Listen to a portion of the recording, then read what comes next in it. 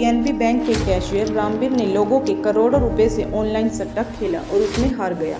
आरोपी सट्टे में अपनी जमीन भी बेच चुका है। करोड़ 70 लाख के करीब है कि इतने पैसे का जो है गबन कैशियर ने किया है। बाकी तफ्तीश का विषय कि था ये ऑनलाइन गेम खेलता था, ये 3 पत्ती और एक और गेम है, हाँ, क्रिकेट की आईपीएल में चलती है ड्रीम 11, जिसमें सट्टा लगाता था। भारत में इस वक्त क्रिकेट का महासंग्राम चल रहा है। प्लेयर्स पर तो जैसे पैसों की बरसात हो रही है। टोटल 243 प्लेयर इस महासंग्राम में शामिल हैं, जो 10 अलग अलग टीमों की तरफ से खेल रहे हैं। आईपीएल 2023 में इस बार 74 मैच खेले जाने हैं। एक चीज जो आप सबने नोटिस करी होनी कि बार बार टीवी और मोबाइल्स पर ये ऐड चल रही होती है कि अगर दूसरा इनाम 1 करोड़ का है तो सोचो पहला कितने का होगा। और तो और ऐड में यहाँ तक बोला जा रहा है कि आपके कुत्ते को मैं नहला दूंगा, आपकी बहन से राखी मैं बंधवा लूंगा, आपकी गर्लफ्रेंड को भी मैं घुमा लाऊंगा, तुम बस जाके सपना 11 पे टीम बनाओ। हैरानी की बात तो ये है कि अभी तक लोगों को पूरा कंसेप्ट पता भी नहीं है, फिर भी लोग एक दूसरे को देख के इसमें पैसे लगा रहे हैं। आपके भी आस पड़ोस में कोई ना कोई होगा जो इसमें अपनी क्रिकेट स्किल लगा रहा होगा और खुद को शाहरुख खान या अंबानी फैमिली से कम नहीं समझ रहा होगा कि देखो मेरी भी खुद की टीम है। परंतु अंबानी फैमिली और शाहरुख खान जैसे दिग्गज पैसे कमा रहे हैं और लोग इन बैटिंग एप्स पे अपनी मेहनत की कमाई लुटा रहे हैं। इसका सबसे ज्यादा शिकार हो रहा है यूथ, जिस वजह से पेरेंट्स आईपीएल सीजन के शुरू होते ही परेशान होना शुरू हो जाते हैं। क्राइम रेट बढ़ जाता है। अपना सब कुछ लुटाने के बाद लोग सुसाइड तक करने को मजबूर हो जाते हैं। कैसे ये बैटिंग्स ऐप लोगों को लूट रहे हैं और क्यों इनका होना हमारे समाज और यूथ के लिए खतरनाक है, क्यों इतना सब होने पर भी सरकार चुपचाप देख रही है, जानने के लिए वीडियो के अंत तक बने रहिए और चैनल को लाइक शेयर सब्सक्राइब करना न भूलें और बेल वाले बटन को जरूर दबा लें ताकि आपको हमारी आने वाली सभी वीडियोस की नोटिफिकेशन मिलती रहे। सबसे पहले जानते हैं कि ये फैंटेसी स्पोर्ट्स आम लोगों को अपने जाल में फंसा कैसे लेता है। तो इसके 5 कारण हैं। पहला है लो एंट्री बैरियर। जो भी पहली बार इन बैटिंग्स ऐप पे आता है तो ये फैंटेसी गेम वाले उसको लुभावने ऑफर देते हैं ताकि लोग किसी न किसी तरह इन फैंटेसी गेम्स की आदत डाल लें। जो गेम 49 में खेली जाती है वही ज्वाइनिंग के टाइम पे सिर्फ 4 या 5 रुपए में खिलाई जाती है। कुछ कंपनियां तो 1500 रुपए का ज्वाइनिंग बोनस देती हैं ताकि स्टार्टिंग में लोग फ्री में खेल के इसकी आदत डाल लें। दूसरा है एक्सेसिव मार्केटिंग। भारत में क्रिकेट एक धर्म की तरह है और इनको खेलने वाले प्लेयर्स को क्रिकेट का भगवान समझा जाता है, जो सारा दिन टीवी, यूट्यूब, एफबी, इंस्टाग्राम पे बोलते दिखते हैं कि टीम बनाओ, सब कुछ छोड़ के पहले टीम बनाओ और करोड़ों जीतो। इन बैटिंग्स ऐप में जो सबसे बड़ा प्लेटफॉर्म है उसका रेवेन्यू 4000 करोड़ का है, जिसमें से 2200 करोड़ वो सिर्फ मार्केटिंग पे स्पेंड कर रहा है ताकि आप लोग मजबूर हो जाएं इसमें पैसा लगाने को। 2200 करोड़ का मतलब एक दिन का 6 करोड़। लेकिन ज्यादातर एड्स सिर्फ आईपीएल के सीजन में दिखाई जाती हैं और पूरा दिन टीम बना लगा रहता है, जिस वजह से क्रिकेट को पसंद करने वाला हर आदमी एक बार अपनी किस्मत आजमाने का जरूर सोचता है। तीसरा कारण है इंटेलिजेंस बाइस। हर आदमी को लगता है कि मैं बहुत इंटेलिजेंट हूँ, मैं सब जानता हूँ। मैच के दौरान भी जब भी कोई प्लेयर गलती करता है तो हम सोचते हैं कि इसको ऐसे खेलना चाहिए था, और जब कोई आस पड़ोस में इस फैंटेसी गेम्स को खेलता है तो हम सोचते हैं कि अगर वो खेल सकता है तो मैं क्यों नहीं। और यही बात तो बैटिंग एप्स के प्लेटफॉर्म बोलते हैं कि भाई आओ, अगर इतनी क्रिकेट की नॉलेज है तो खुद की टीम बनाओ और करोड़ों कमाओ। चौथा कारण है फियर एंड ग्रीड। अब लालच तो हर आदमी के अंदर है। जो हजारों में कमाता है उसको लाखों में कमाने की चाह है, लाख वाले को करोड़ों में। बस ऐसे ही जो एक बार इन प्लेटफॉर्म में 100 कमा लेता है फिर 500 की चाह रखता है, और जो अपने लगाए हुए पैसे गवा देता है वो गवाए हुए पैसों को रिकवर करने के लिए और खेलता है। 5वां कारण है एडिक्शन। जब हमको कोई चीज अच्छी लगने लगती है तो हम उसको बार बार करते हैं। जैसे जिनको शराब की एडिक्शन हो जाती है तो उनको पता भी होता है कि ये उनको नुकसान कर रही है, फिर भी वे शराब पीते हैं।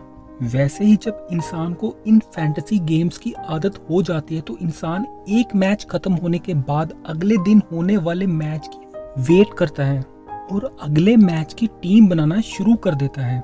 अब जो भी इसको खेलना शुरू कर देता है और जब ये फैंटेसी स्पोर्ट्स उसके दिलो दिमाग में चढ़ जाती है तो 3 तरह से खेलने वाले का लॉस करती है। पहला है फाइनेंशियल लॉस।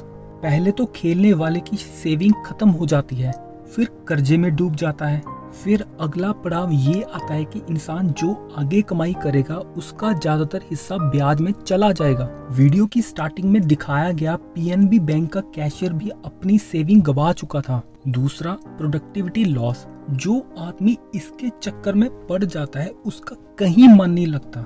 वो सिर्फ यही सोचता रहता है कि कौन सा प्लेयर लूं आज शाम के मैच के लिए, या फिर जो मैच पीछे हो गए होते हैं उनके बारे में सोचता रहता है कि काश वो एक विकेट और ले लेता तो मैं लाखों कमा लेता।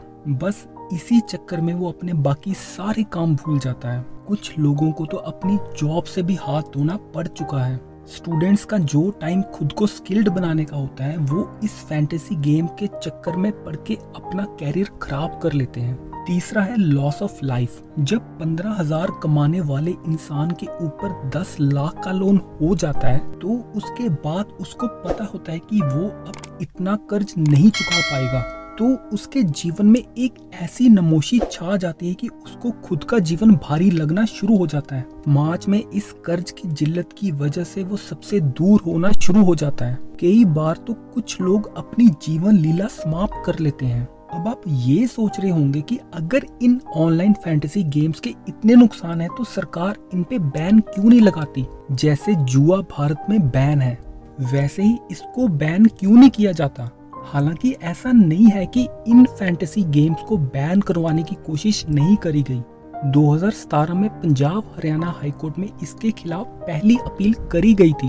एक बार तो इन गेम्स को हाईकोर्ट ने बैन भी कर दिया था, परंतु फिर सुप्रीम कोर्ट ने हाई कोर्ट का फैसला इसलिए बदल दिया क्योंकि इन फैंटेसी स्पोर्ट्स को डिफेंड करने वाली कंपनियों के वकीलों ने बोला कि ये गेम ऑफ स्किल है, ना कि गेम ऑफ लक। इसमें जिसकी भी क्रिकेट में अच्छी नॉलेज होगी वही जीतेगा। और सरकारें इसलिए चुप है क्योंकि उनको टैक्स के रूप में इन फैंटेसी गेम को खिलाने वाले प्लेटफॉर्म से अच्छी कमाई हो जाती है।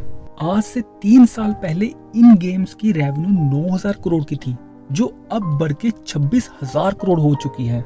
आज 20 से ज्यादा चर्चित बैटिंग एप्स एक्टिव हैं भारत में, जिनमें से 2 यूनिकॉर्न कंपनी बन चुकी हैं। पिछले साल सपना 11 की कमाई 2,554 करोड़ की थी, जो इस साल बढ़कर 3,874 करोड़ हो गई है।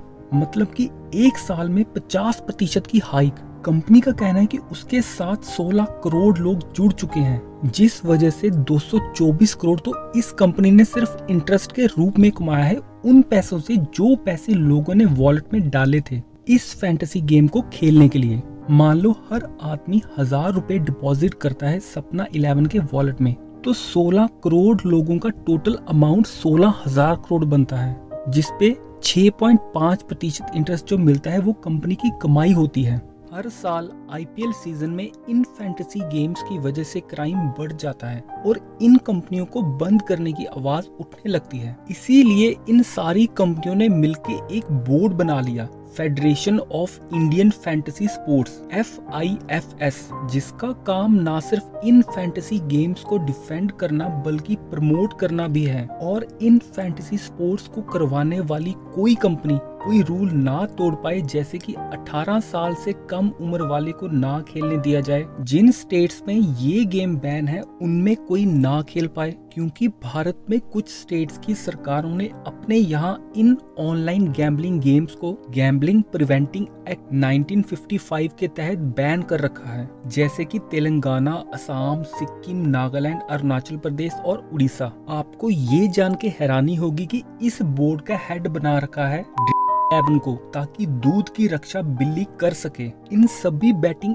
एप्स के रूल कुछ ऐसे हैं कि चाहे कुछ हो जाए, इनको खिलाने वाली कंपनी प्रॉफिट में रहेगी और खेलने वाले नुकसान में, क्योंकि अगर आप आज जीत गए तो और जीतने का लालच पा लोगे, और अगर हार गए तो हारे हुए पैसे वापस पाने के चक्कर में और खेलोगे। एट लास्ट होगा तो लॉस ही। अब एक बार समझ लेते हैं कि ये गेम खेली कैसे जाती है। अभी हम बात करते हैं सपना 11 की 49 रुपए में खेले जाने वाली गेम की। होता कुछ ऐसा है कि जो भी दो टीमों के बीच में मैच होना होता है, उन दोनों टीमों के 11-11 प्लेयर्स में से आपको कोई 11 प्लेयर चुनने होते हैं। एक टीम से आप ज्यादा से ज्यादा 7 प्लेयर चुन सकते हैं और दूसरी टीम से 4। अब अपनी चुनी हुई टीम में से आपको एक कप्तान बनाना पड़ता है जिसके पॉइंट्स डबल होते हैं, और एक वाइस कप्तान जिसके पॉइंट्स 1.5 गुना होते हैं। जैसे जैसे मैच आगे बढ़ता है, आपके चुने हुए प्लेयर्स की परफॉर्मेंस के अकॉर्डिंग आपके पॉइंट्स बढ़ते घटते हैं, और उसी तरीके से आपका रैंक ऊपर नीचे होता है।